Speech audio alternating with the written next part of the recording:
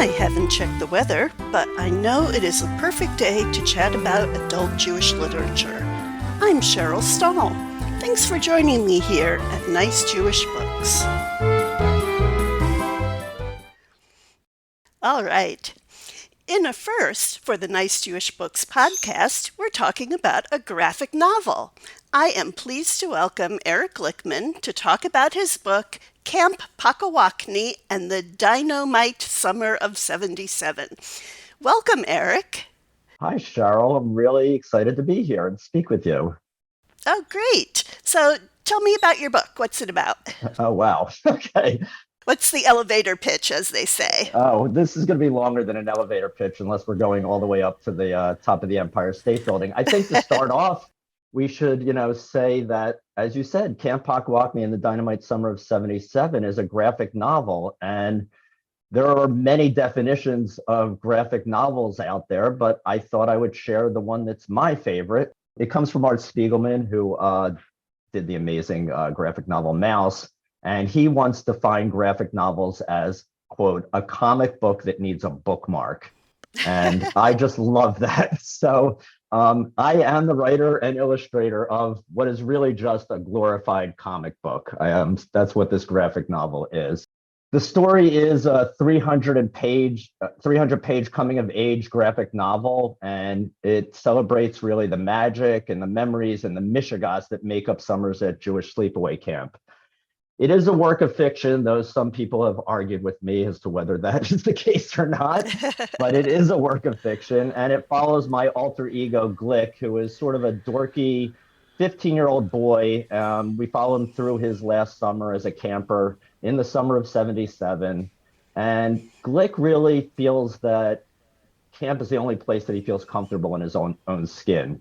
He proclaims that he lives his life 10 months for two, and there's a lot of kids who go to camp who say that phrase, which basically means you have to suffer through the interminable school year just to get to those 8 glorious weeks that you would get to go away to camp. And this is his last summer as a camper, and he really hopes to squeeze everything he can out of this summer, whether it's with his friends, whether it's partaking in the traditions of camp, or the possibility of having a wonderful summer romance and falling in love. And I think at the end of the summer, really what he wants to do is somehow figure out how to harness the power of what he calls, quote, the Jewlusion of sleepaway camp and carry that beyond the summer and take that into the rest of his life and sort of be the best version of himself that he can in the rest of his life, not just at camp. That was actually my first question is, what is Jewlusion?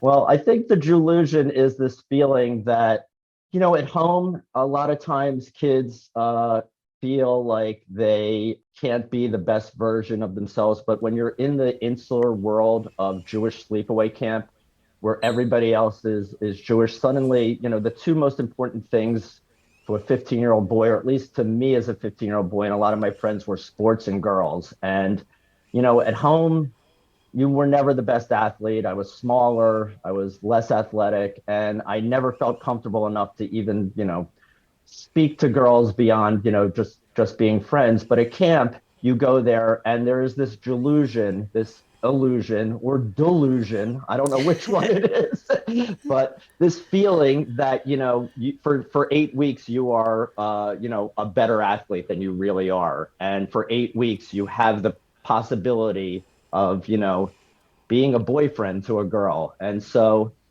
it's sort of this wonderful feeling that I felt at camp, and I think a lot of people do. Yeah, that was one thing I definitely caught, was that there's kind of a bubble that is summer camp, and that things can happen there that would never happen at home. And one of it, as you say, is that you feel more athletic compared to your home self, or your real life self. I used to call that my real life self, but yeah. But it seems like there's a lot of the camaraderie that borders on bullying is fun in summer camp. Things that would be horrible in their real life, Yeah. or in their home life. Right.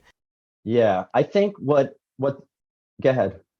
I was just going to say he has a great relationship with his bunkmates, but they kind of abuse each other a bit. They certainly do. I think, I think there's a few things going on there. There definitely is this incredible camaraderie. I mean, and you have to think about it. You are living in a cabin for 8 weeks, from the moment you wake up until the moment you fall asleep with, 10 other guys. And it bonds you very quickly in ways that you could never just by being in classes with someone or a sports team at home with somebody.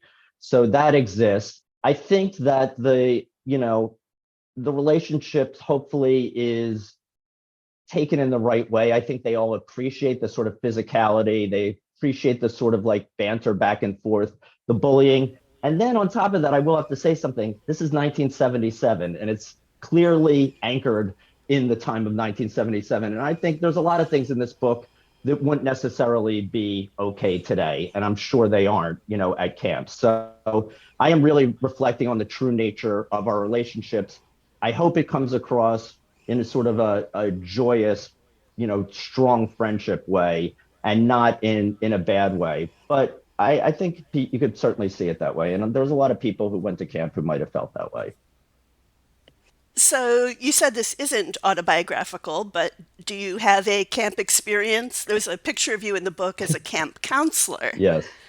So I said So it. did you go up through the ranks? Yeah. I mean, it's fiction. So, there's a good saying that is, don't let the truth get in the way of a good story. So, I think what I was trying to do was I really wanted to tell the story of a full camp summer, the 8 weeks, in all its minutia and details, sort of the guardrails along the way that happen, the moments, the traditions, the everyday nonsense, along with the sort of the big tent post events that happen, and sort of capture all of that because it lives in my heart really, and my soul so strongly. So yes, I did go to camp, sleepaway camp for 10 summers. So I did go up through the ranks. I went every summer until they dragged me away kicking and screaming. The camp that I went to, my parents actually met at that camp, and all three of my children who are adult children went to the same camp also. So I feel very, closely connected to sort of that experience. All right, so far you carefully didn't name the camp. Would you like to name the camp, or you Yeah, want to keep it a mystery? no, it doesn't need to be a mystery. The camp is called Camp Pock-a-Wockne, and so it does sort of sound like Pock-a-Wocknee, but it's in Kittnersville, Pennsylvania, and it's existed for quite some time. Obviously, my parents met there in the 50s, so it's been there for quite some time, and it still exists, and it's still a wonderful place. And I'm going to a reunion there this summer, so Sounds like fun. yeah, So you do have camping experience, but was yes. there anything that you had to research for this? Yeah, I did have to do a bunch of research just to help my memory kickstart it a little bit. But I think I decided to anchor it in the summer of 1977. And so I started doing a lot of research about that, like what songs were popular then, what kinds of candies existed exactly then, what was the prices of those candies back in those days. But to be honest, most of it just came from my memory. My memory for this is incredibly strong. I have great nostalgia for these times. And I think I've been telling these stories since I've been at camp. And I think part of me wanted to get them out of myself and put them into a book and have them exist for other people to experience. So why did you choose graphic novel as a medium and not a non-graphic novel? Words only thing. Well, I am an artist by trade and a cartoonist by desire, and I really thought that there would be kind of a cool way to do this. I don't think that I could just write a novel. It's not really in me, and I really wanted to do something where both the pictures and the words contributed to the story. In a graphic novel, you have to read them both sort of together, and some people don't Mhm. quite know how to do that yet, or they start to figure it out as you go along. But one of the things that I wanted to do was sort of use this very cute black and white comic strip style of art and combine that with this not for kids story to kind of capture that tension that I really felt with the innocence of my childhood, crashing into the messiness of adolescence. And I think that this really captured that in a really interesting and fun way. I got to draw some really interesting images, and I it really is the medium that I feel most comfortable in, and I felt like it would really capture the story in the best way. I also one of the things I love about graphic novels is people revisit them over and over again. It's rare that you will reread a book, but I know that graphic novels sitting on somebody's. Speak for Oh, yourself, oh, mister. sorry. I apologize. But the thing is, though, that you can pick up a graphic novel and kind of just open it in a spot and read a little bit of it and kind of get back into it or remember something. And I know that I do that all the time. So from my personal experience, that's how graphic novels work. And I enjoy that about it. I think we could continue this argument for a while, but I won't. Okay. I don't mind. But I do want to say that I think that people who haven't read graphic novels think of newspaper comic strips Mhm. where it's three squares or one square. And in a graphic novel, it uses much more of the page creatively. So the page isn't just divided into equal squares. So each page is constructed as a whole illustration, broken down into mini parts also. It's not just rows of Right. squares to read. Correct. And I'm glad you brought that up in a way because it's one of the real challenges of creating a graphic novel. Creating the flow of the story within the page happens with the sizing of frames. They give different emphasis. They almost speak to the reader, whether they know it a lot or not, how to move through that page. Am I supposed to move through this page slowly? Am I supposed to stop here and take this all in? Is this something? Sometimes there are things that get repetitive, and that's done purposefully to sort of like give the idea of something happening in a very repetitive way. And one of the really challenging things about creating a graphic novel is that if you change a little bit of it, it's not like in text where you pull out the paragraph and everything falls in there. It's like a Jenga, and you pull something out, and suddenly it affects 4 pages in front of that and 3 pages after that. And you have to go back and kind of rebuild things because you want certain things to, open up on a spread and work within the spread, or you'd like the last frame on the bottom right page to lead the reader onto the next page. And so editing these is quite the challenge. It's insane because of that challenge. And so yeah, you're right. That's part of the fun of them too. And I think, I really spent a lot of time making sure that my illustrations, worked with the words, and they helped each other, and they became more than the sum of their parts, and that each page and each frame even was contributing something and kind of moving the reader along the way that good prose would do also. But you're using different forms. But yeah. So you say this is not for kids, Yes. and partially it seems it's because of the nostalgia thing that it sounds like you thought that people who remember 77 might appreciate it more. Although I do remember 77, so I was mildly offended at the footnotes explaining things. It's like, yes, I know that reference. Well, that's awesome. That's awesome. That's so funny because, I thought, not to interrupt you for a second, but I thought about the footnotes really, and I was trying to figure out how to do that. And I tried to at least make them fun and add a little bit of information or knowledge. So that was another space where I would do research, like I would have to find out exactly when was Rocky released? Does this make sense that Rocky is even referenced in this summer, or Donnie and Marie? Mm-hmm. And it's funny that you say that because I've had a lot of people read it and they were there and they were alive and they don't remember any of it. So, really good on your gray matter, and that all your neurons are still firing, but there are a lot of people who didn't. And I also wanted it to work for people who hadn't been there and could understand it in that way. I'm sorry, I interrupted you though. So That's quite all right. but it seemed like I didn't know if another part of that was that the kids curse a lot, of Hmm. course, they're adolescent Yeah. boys. Well, I mean, girls do too, Yep. but you focus more on the I boys. do. And you have full frontal nudity, so which is shocking that, boys have penises. You were shocked by that information?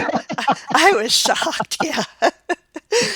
So I didn't know if part of it was just fear of kind of conservative backlash. Um, no, I don't think it was that, although that has been in the back of my mind, and my publisher talked to me a little bit about that.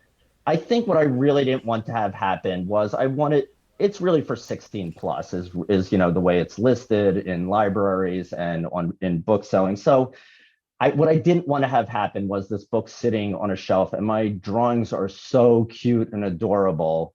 And I didn't want a mom to just pick this up and say, "Oh, my kid loves camp," and take it home.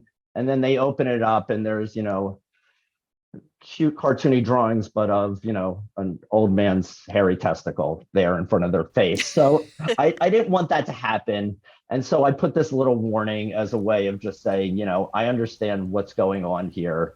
And hopefully the person would at least flip through it and kind of like understand what's going on and then make a good conscious decision.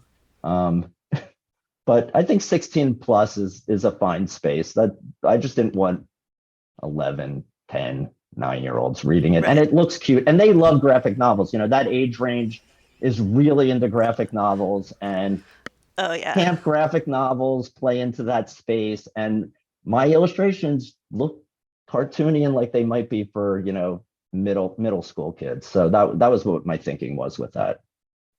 All right, that makes sense. I want to switch tracks a little bit. So, this is about summer camp, but it's about specifically a Jewish summer camp.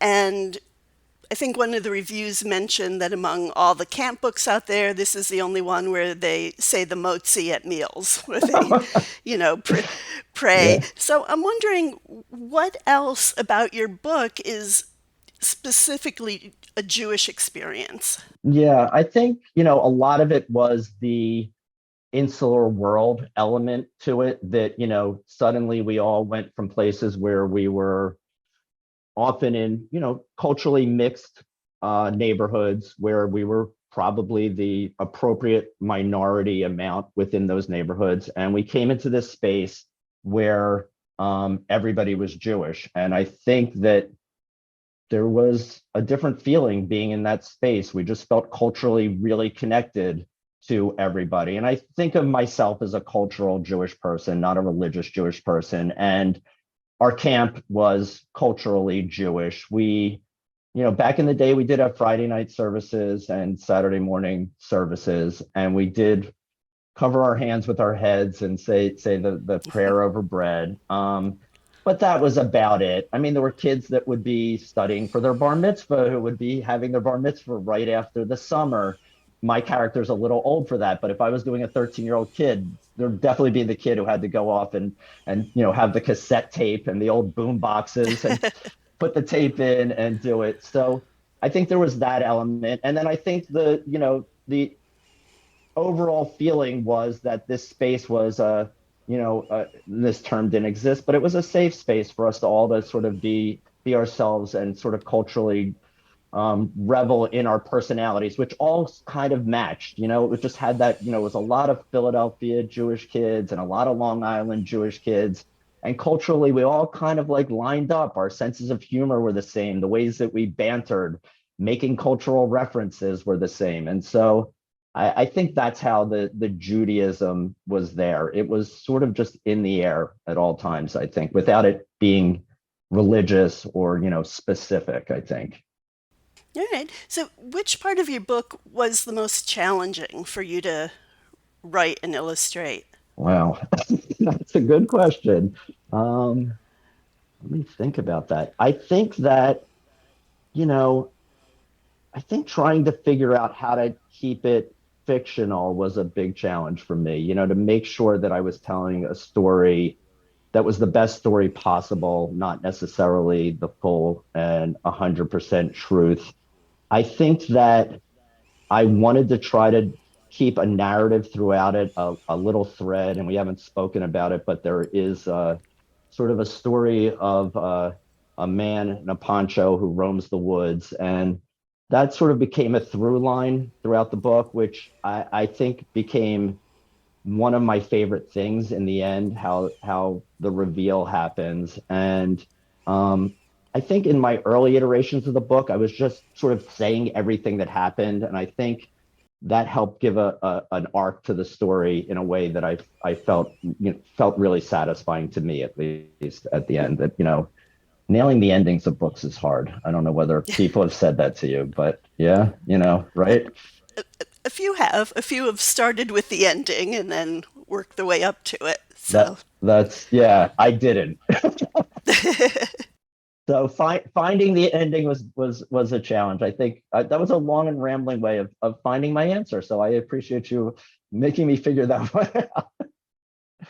yeah, so just to clarify, so the man in the poncho started out as sort of a spooky nighttime campfire thing about this man in the poncho, but then Glick actually starts seeing him. Yes. And is he real or is he going crazy? Yeah. And so Uh, there's the whole. yeah, and he is based on a thing that is a camp and sort of a myth, but there is some physical thing that inspired it. That a person who basically stood by the side of the road, and it really just started with that concept, and then trying to play that through and figure out what that might be able to mean. So yeah.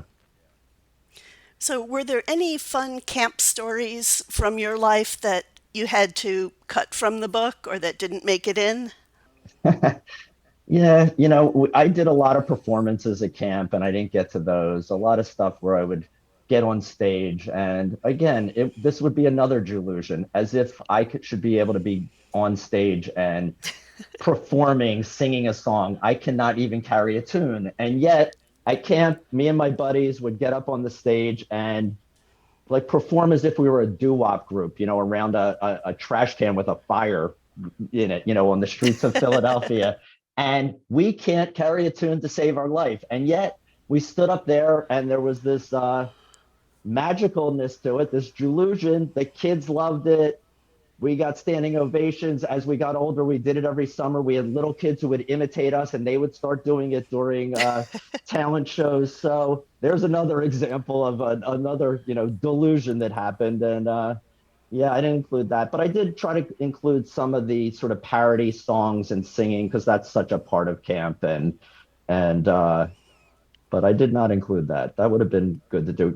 I decided at some point I'm making this book end at 300 pages. I could probably ramble on and on, but I wanted to sort of wrap it all up. So I did cut some things like that.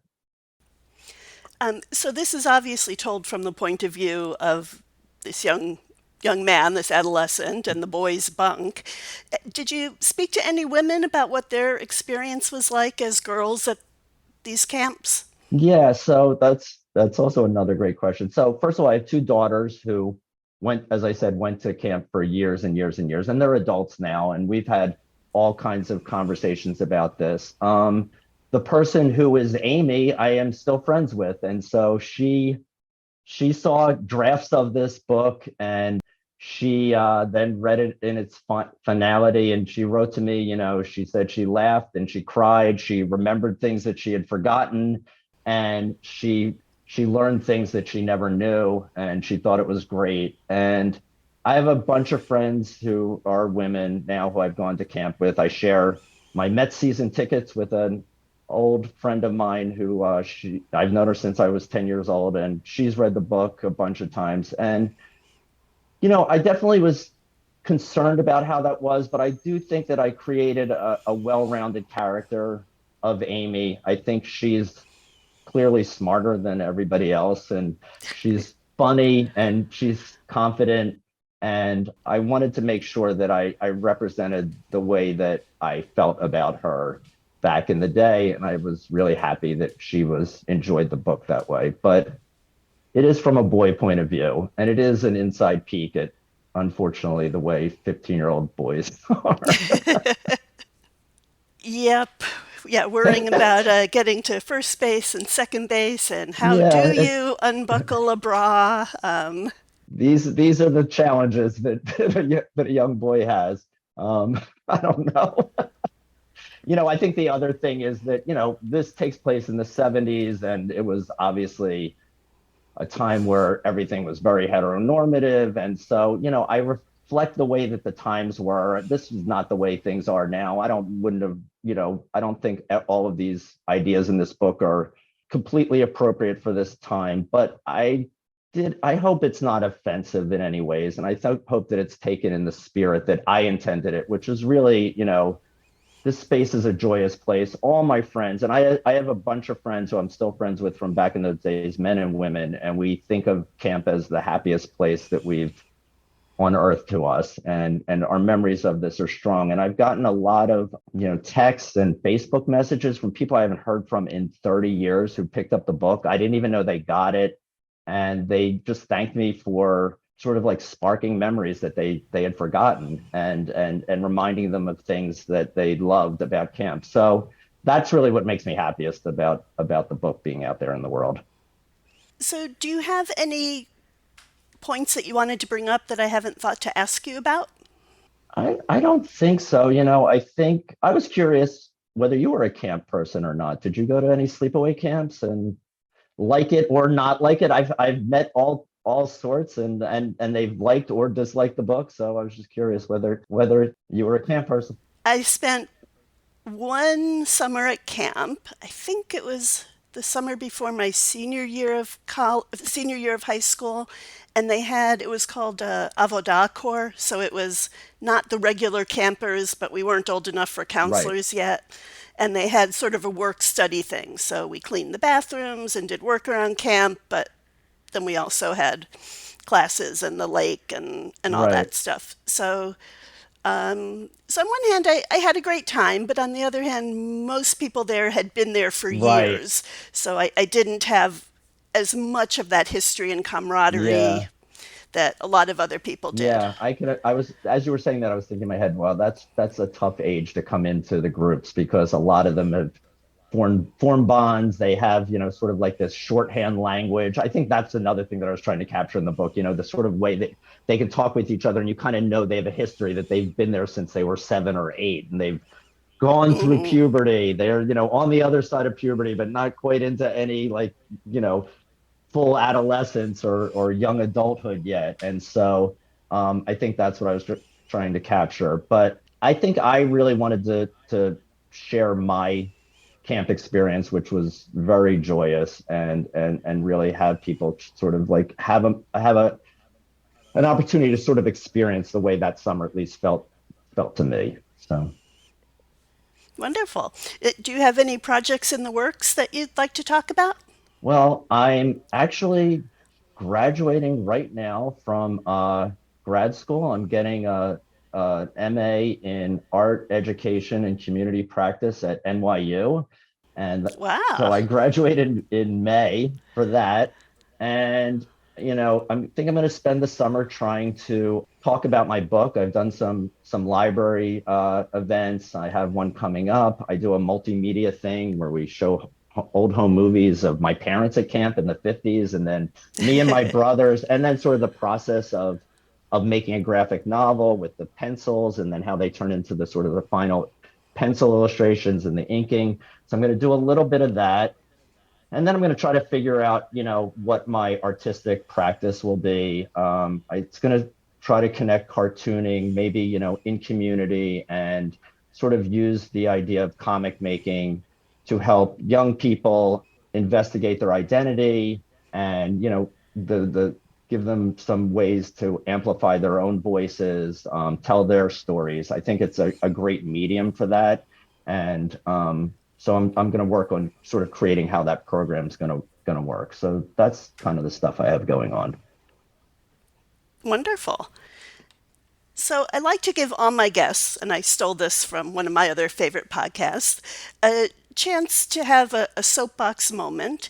And if you would like to call on people to do any act of tikkun olam, of repairing the world, what would it be? Either connected to your book or not. Right. So I have listened to your podcast and I know you do that. So I had to think about that. And I decided that the thing that popped into my head was that there was an article in the Washington Post fairly recently that sort of said that more than a dozen studies in recent years have measured the positive and restorative power of nostalgic memories.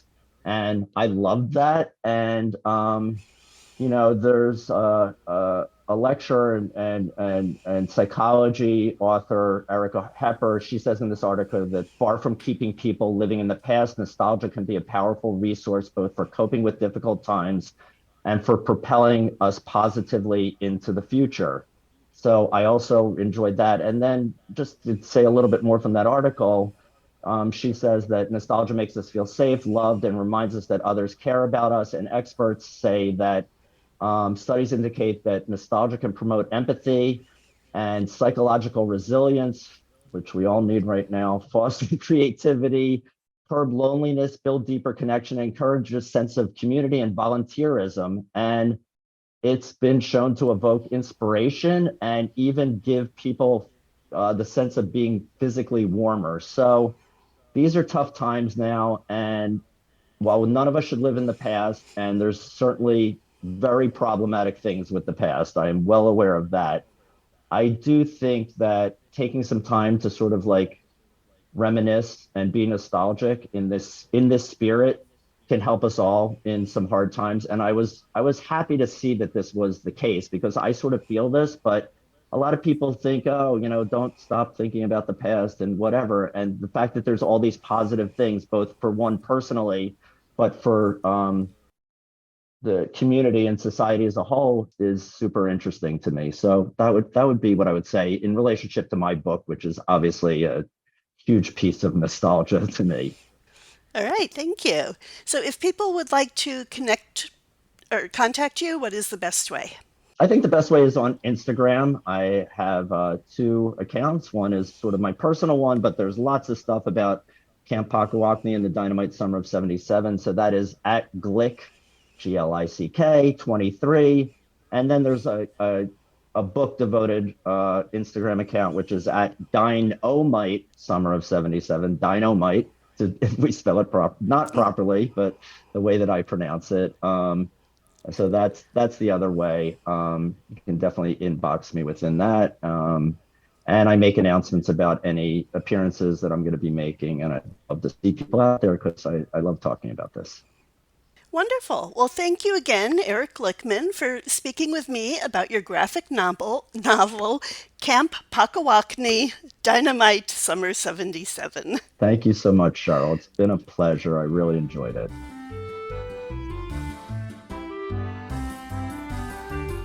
If you are interested in any of the books we discussed today, you can find them at your favorite Board and Brick or online bookstore or at your local library. Thanks to Dianki for use of his Freilich, which definitely makes me happy. This podcast is a project of the Association of Jewish Libraries, and you can find more about it at www.jewishlibraries.org/nicejewishbooks. I would like to thank AJL and my podcast mentor, Heidi Rabinowitz. Keep listening for the promo for her latest episode.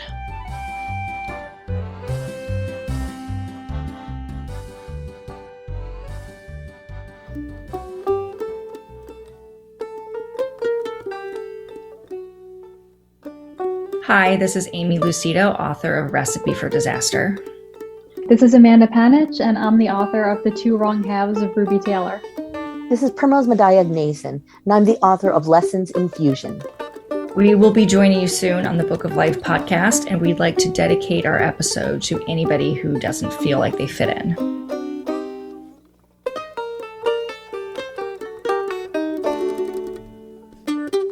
The Book of Life is the sister podcast of Nice Jewish Books. I'm your host, Heidi Rabinowitz, and I podcast about Jewish Kidlit. Join me to hear my April 2023 conversation with Primrose Madaya-Gnason, Amy Lucido, and Amanda Panich at bookoflifepodcast.com.